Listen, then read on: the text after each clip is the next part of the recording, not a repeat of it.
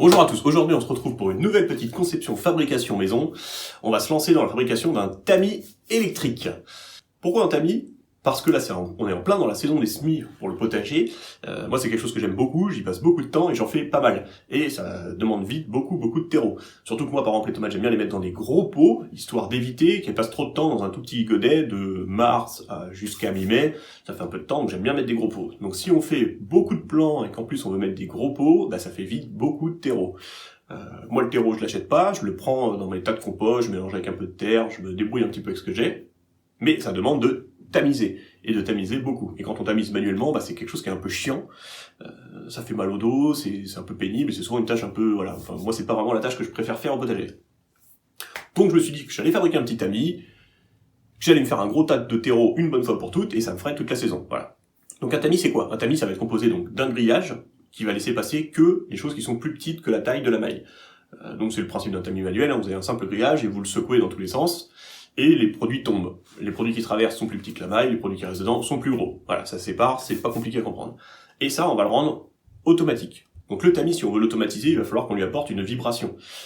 Une vibration, qu'est-ce que c'est ? Ça se caractérise par trois choses. Donc l'amplitude, donc c'est la distance entre deux points quand on se déplace.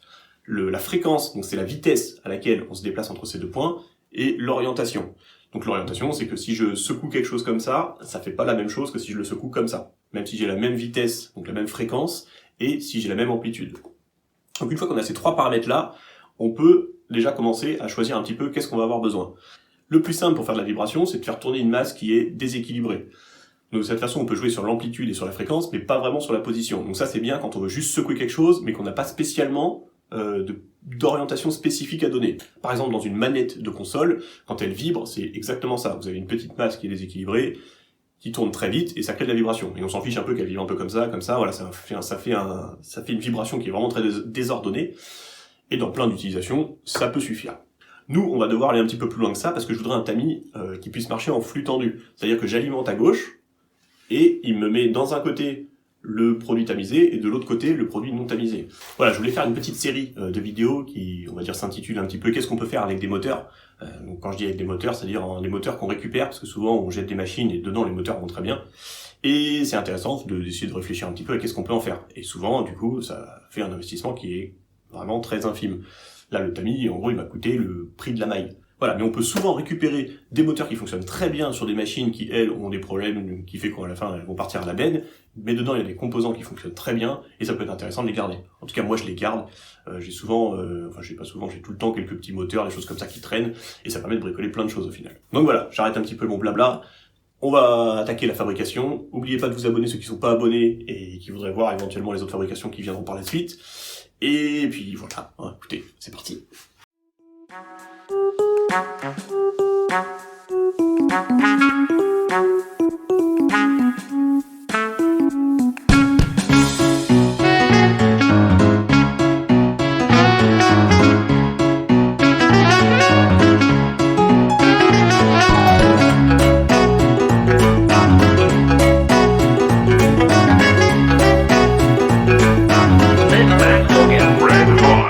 Now go!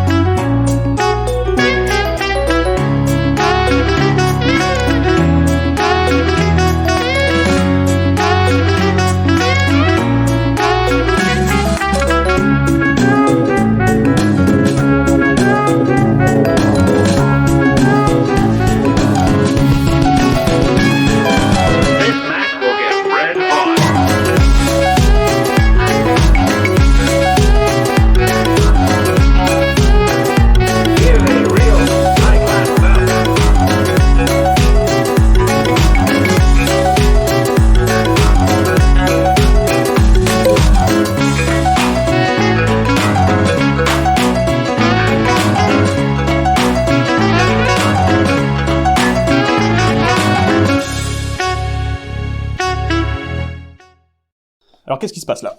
Donc là, le tamis, pour la partie géométrie, mouvement, il est terminé. Donc voilà, donc maintenant qu'est-ce qu'il faut faire?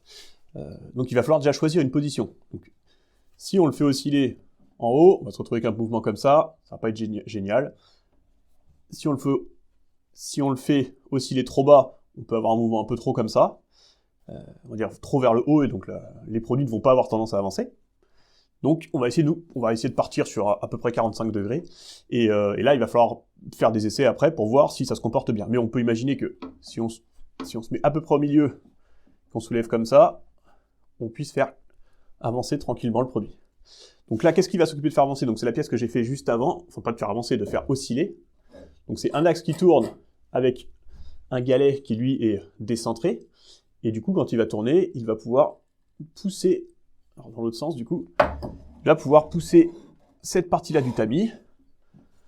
Imaginez qu'ils soient en contact là, hop, je sais pas si on voit mieux, imaginons qu'ils soient en contact dessus, et quand il va tourner du coup, vu qu'il est décentré, alors pas comme ça, hop, vu qu'il est décentré, il va permettre de faire secouer le tamis. Donc maintenant, il faut motoriser tout ça.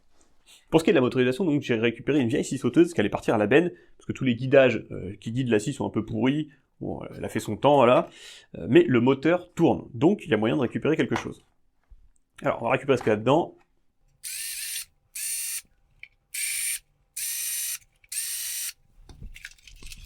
Alors,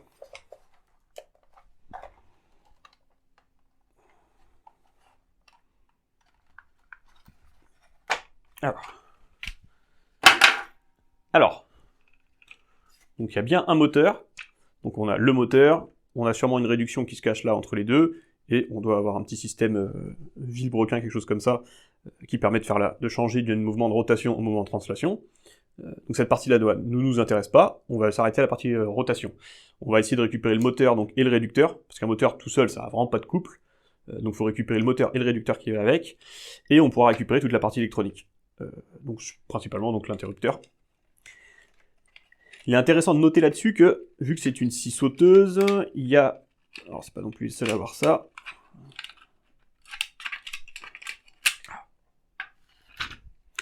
Voilà, ce qui est intéressant aussi par exemple sur ce modèle-là, c'est que du coup sur l'interrupteur, on peut le verrouiller. Hop. Voilà, donc il va rester démarré. Si on avait eu par exemple récupéré une visseuse, ça ne reste pas bloqué, il aurait fallu un système en plus pour venir la garder en fonctionnement. Donc là, c'est très bien. On économise du boulot. Donc ça, on va garder ça. On le remettra plus tard. Donc ça, c'est ce qui nous intéresse. Alors, on va l'ouvrir.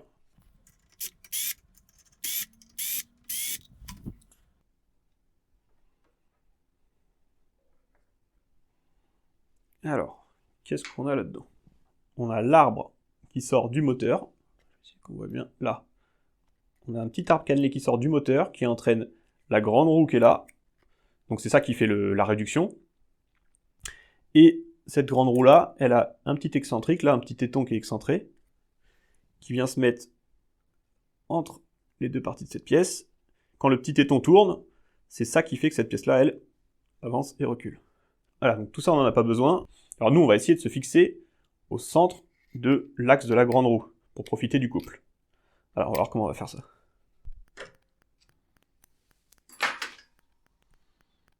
Donc, voilà le petit filou. Voilà, donc nous, on va tout simplement se reprendre au centre de cet axe-là. Allez, c'est parti. Alors, petit aparté, il y a des trucs quand on démonte qu'on n'a pas besoin. Par exemple ça, je vais pas en avoir besoin moi. Mais qu'est-ce que j'ai là? J'ai un stub rectifié, donc un stub c'est, enfin j'ai l'axe, un bel axe rectifié avec tout un tas de belles glissières dessus. Donc bah ça c'est intéressant au final de le garder. Voilà. Donc ça va aller dans ce que moi j'appelle ma boîte à merde. C'est toujours intéressant de garder tous ces petits trucs. En général, quand on a recueilli un bon paquet de toutes ces petites cochonneries, quand on a besoin de bricoler quelque chose, on a toujours de quoi faire. On finit toujours par trouver là-dedans, en se dépatouillant un peu, de quoi un petit peu résoudre notre problème. Alors pour récupérer donc un mouvement de rotation mais pas de translation, du coup je vais tout simplement souder un axe au centre du pignon qui est là. Il y a une étape bien importante là où il faut prendre son temps, c'est là. Il faut vraiment que l'axe tourne au centre du pignon et qu'il soit bien perpendiculaire à cette surface-là. Donc là, voilà, j'ai dû reprendre mes cotes à peu près 30 fois. Là.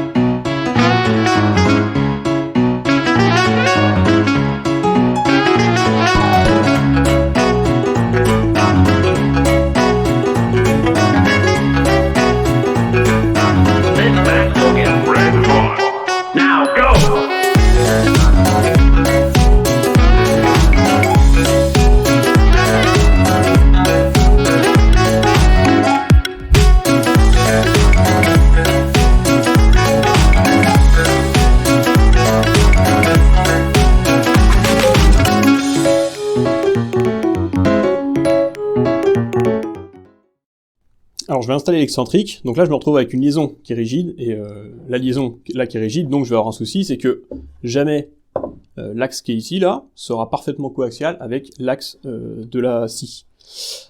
Donc là ce qu'il faut faire, c'est mettre une liaison souple entre les deux. Alors normalement, si on avait le matos qui va bien, on mettrait ce genre de choses, mais une version de taille plus petite, c'est beaucoup trop gros. Alors j'ai pas, alors je vais faire un test avec tout simplement un bout de tuyau. Alors c'est quand même un bout de tuyau costaud, mais si j'essaye de lui donner de la torsion, bah, c'est presque impossible. Donc je pense qu'il y a moyen que ça puisse transmettre tout ça. Je vais l'enfoncer de ce côté-là. Alors.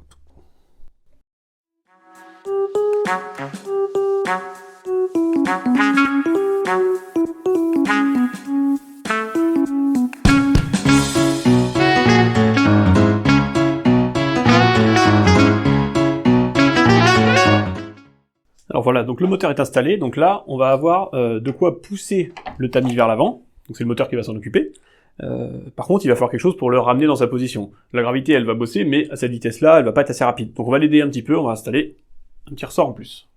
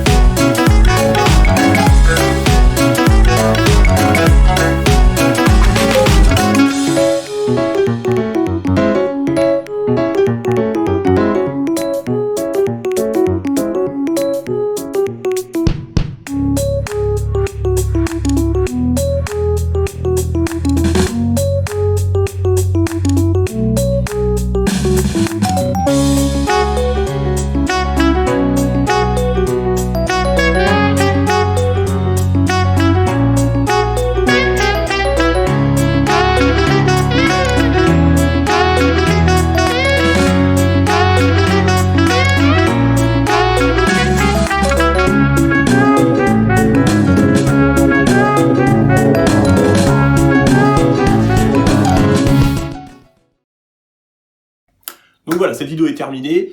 J'ai pu me faire un bon tas de terreau pour repiquer toutes mes tomates. Bon, alors les tomates c'est fini, mais il y a encore plein de choses à repiquer. Donc voilà, donc cette machine, donc elle fonctionne, sur le principe ça marche bien. Il y a des trucs à améliorer, hein, droite à gauche, hein, il y a quelques petites liaisons qui vont peut-être pas durer longtemps parce qu'elles ont été faites un petit peu à la va-vite. Il y a principalement beaucoup de liaisons acier-acier qui sont pas forcément ouf et qui mériteraient d'avoir une partie molle sur une partie dure pour éviter les chocs un peu durs qui se répètent. Donc je pense principalement aux galets qui tournent sur la plaque d'acier. Ce serait pas une mauvaise idée d'avoir peut-être même tout simplement une petite plaque par exemple en EPDM ou en plastique quand même assez, dans un caoutchouc assez dur, on va dire quand même, pas un truc trop mou, mais entre les deux, qui voilà, ça va limiter un petit peu les chocs et ça va lui permettre de durer plus longtemps. Pareil pour les bielles qui font le mouvement de parallélogramme, ça mériterait un petit tampon d'amortissement à chaque liaison. C'est le principe d'ailleurs ce qu'on appelle les Rosta. Enfin Rosta c'est plus une marque, mais le principe c'est ça. C'est une bielle avec 2 tampons souples, donc ça permet de faire de la vibration en limitant justement la transmission des chocs. Donc voilà, il y a plein de choses à améliorer, mais vous avez compris le principe. Donc voilà, c'est assez facile à bricoler, ça m'a pris une journée à faire à peu près, donc une bonne journée, mais bon. On va dire qu'en filmant en même temps, ça prend plus de temps, donc ouais, en une journée ça se fait tranquillement. Donc voilà, écoutez, abonnez-vous pour ceux qui sont pas abonnés, je vous dis à la prochaine pour d'autres fabrications, et puis voilà, allez salut.